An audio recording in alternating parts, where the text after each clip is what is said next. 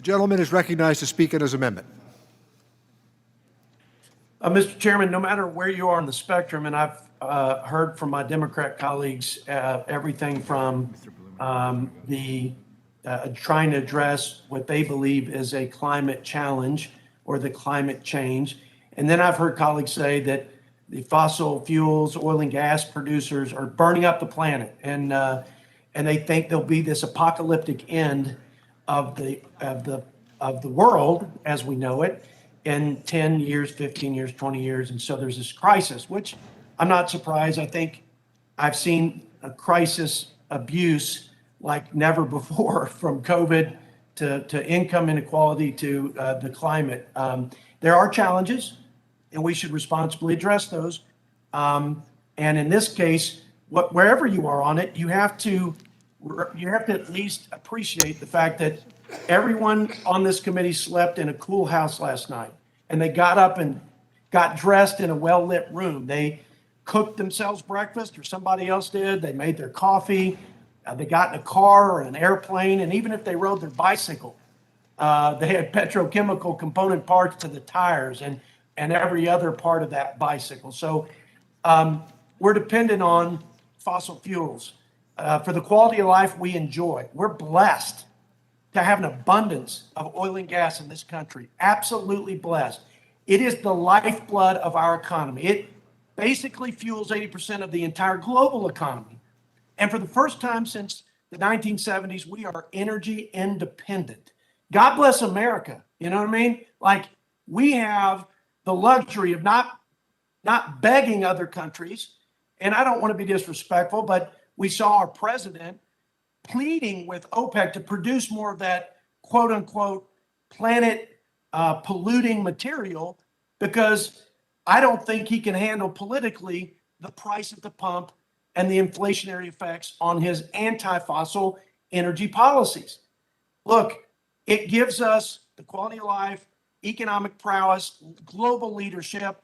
It gives us energy independence, which is national security, center pole in the tent on an issue of protecting Americans. When we went to rescue our fellow Americans, and we should have never left anyone behind. I've never seen that in my lifetime. I don't know that it's ever happened. I mean, we don't negotiate with terrorists, or we didn't before, and we don't leave Americans behind, but we didn't put an invoice in with OPEC and ask for our ration of energy to go rescue Americans. Okay? And we didn't have wind turbine powered tanks, and we didn't have solar panels and switchgrass to do what we needed to do. Again, God bless America, and God bless our oil and gas producers.